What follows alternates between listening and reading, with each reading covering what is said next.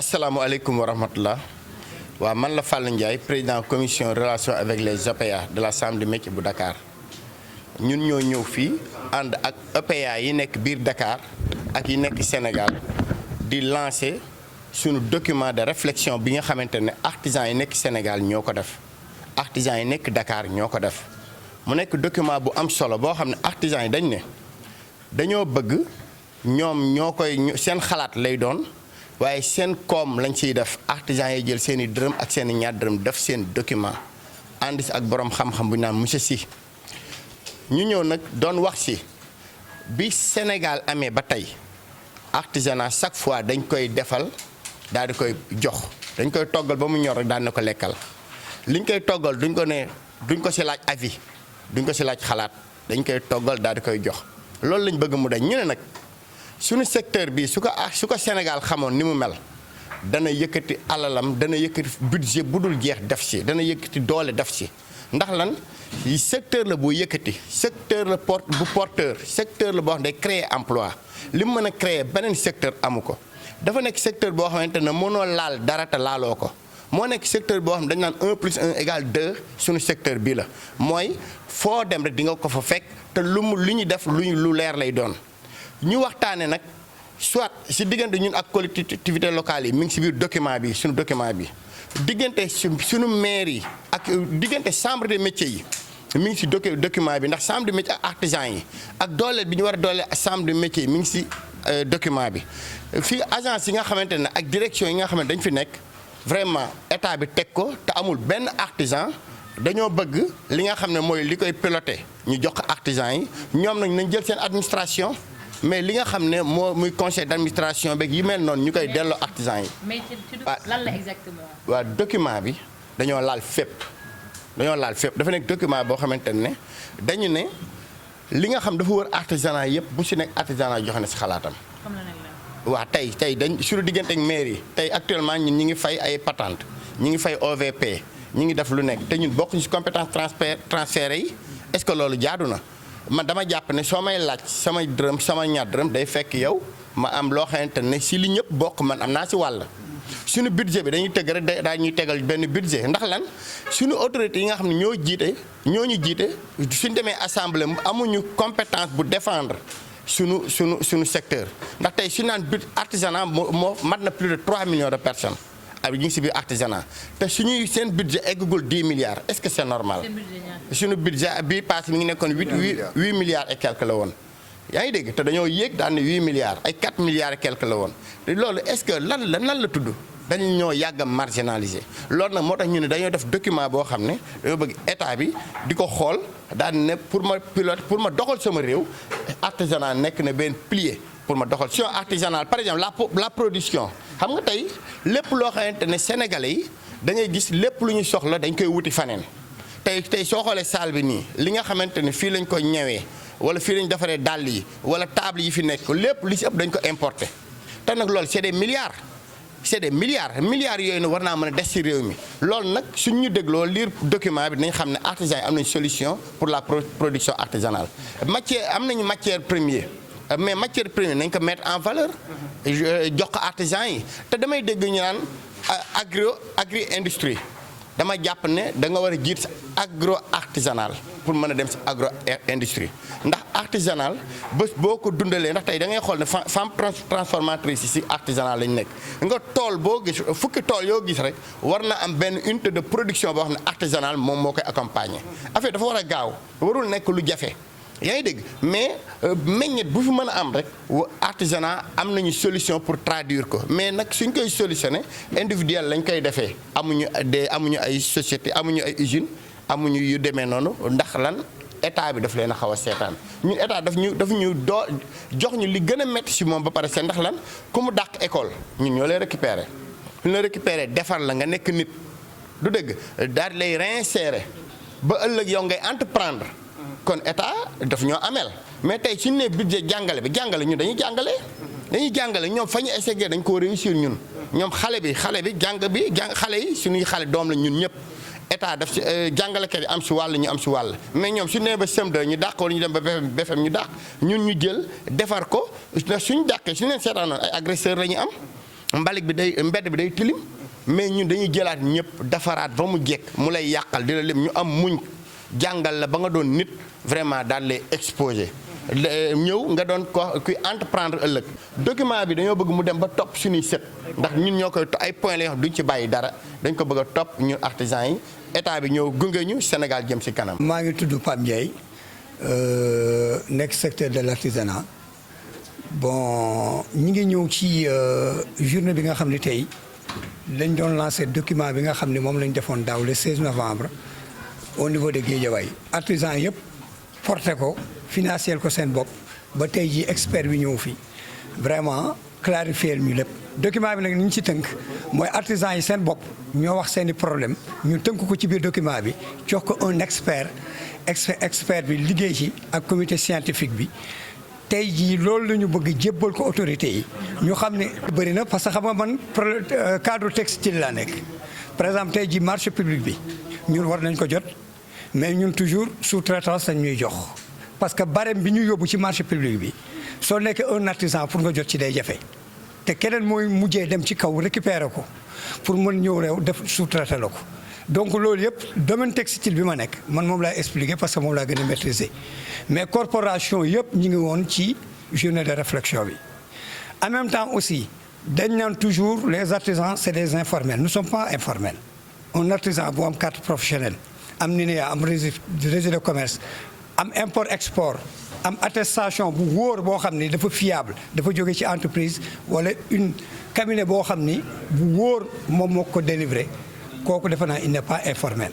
yu bëri tey suñu liggéey ba benn moment soo leen laajtee benn diplôme pour ñu jox la ko day difficile si c'était pas le PEJA pour nga gis tailleur boo xam ne day am diplôme d'état day jafe kon donc soxla nañu état aussi tamit mu gën ñu dimbali pour ñu mën a am certifié pour ñu mën a am ay diplôme état xale yi ñuy formé bu ëllëgee fu ñu mën a dem ci bitim réew wala sous région bi ñu mën fa liggéey wax na jërëjëf. Moi je m'appelle Moussa Babou. Je fais partie du comité scientifique. Moi, je m'appelle Moussa Babou. Je fais partie de la commission scientifique qui a produit le document. Bon, sous la houlette de tous les artisans de Dakar. Après avoir fait le constat des manies qui gangrènent l'artisanat, le secteur, dans toute sa diversité. On a tenu à faire une journée de réflexion pour diagnostiquer notre secteur dans tous les côtés. On a produit un document qui a parlé des forts, des faiblesses, des menaces que l'artisanat rencontre dans ce pays. On a aussi donné des solutions. Ce document a proposé des solutions pour régler tous ces problèmes. Donc, sur ce, on a produit ce document. On a parlé du côté du financement des artisans. On a parlé aussi notre relation avec les chambres de métiers. On a parlé aussi notre relation avec les États centrales. Non-implication des artisans sur les projets qui les concernent. Souvent, ça amène des problèmes. Tous les projets qu'on a mis dans ce pays, ça n'aboutit jamais parce que l'implication des artisans reste à désirer. Donc, sur ce, on a fait le constat, tous les artisans se sont réunis, on a fait des ateliers techniques produits par les artisans. On a diagnostiqué tous les maux qui nous gangrènent. On a amené les solutions qu'il faut pour régler tous ces problèmes-là. C'est ce document-là qu'on a mis aujourd'hui pour le donner aux autorités pour qu'ils puissent régler notre problème. Par exemple, sur le côté des financements des artisans, on nous dit les gestions que l'État a mis ici, ils nous disent qu'il y a un tranche d'âge. Par exemple, à partir de 40 ans, et les femmes, nous trouvons que c'est discriminatoire. C'est pas bon. Parce que l'État doit financer les entreprises. Au lieu de s'attarder à des âges. L'entreprise n'a pas d'âge. L'artisanat emploie des gens, des jeunes, toutes sortes de personnes, des femmes. Donc si on finance l'entreprise, mais on règle le problème de tous les artisans. Revoir cette politique de financement. Mais le foncier, les déguerpissements qu'on fait, les mécaniciens, ils sont déguerpis tout le temps. Mais ça aussi, on peut trouver des solutions sur ça. L'État, il est là, il est garant de tout le monde. Tous les Sénégalais ont les mêmes droits. Les gens ont le droit de travailler. Donc, l'État doit garantir ça. On ne doit pas être là à tout le temps déguerpir les gens. Ce n'est pas normal. Le budget n'est pas un budget de rien. Parce qu'il n'y a pas de... En réalité, il n'y a pas de projet pour l'artisanat. 8 milliards. 8 milliards pour un secteur qui a 120 corps de métier. Mais c'est parce qu'il n'y a pas de projet. S'il y avait des projets, mais on aurait plus que ça. C'est au niveau étatique. Nous, on a des projets. Mais on n'a pas l'accompagnement qu'il faut. Mais l'État est là, il doit accompagner tout le monde. Par exemple, le secteur, il y a des écoles privées qui sont là, qui sont subventionnées. Nous, on joue tous ces rôles-là. On est à la fois des écoles, on forme. Sur nos propres moyens, on ne nous accompagne pas, mais on nous prend de l'argent, on nous soutient de l'argent. Les gens qui nous soutiennent de l'argent, ils nous disent que vous ne faites pas partie de nous.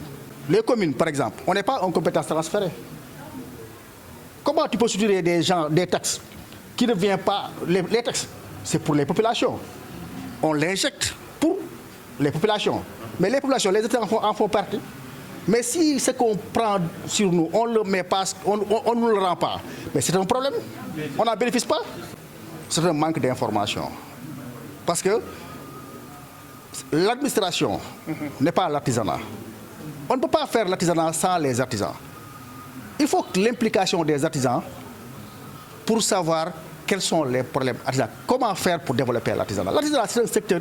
Le Sénégal n'est pas un pays industrialisé. On est un pays artisanal. C'est l'artisan qui produit. Le Sénégal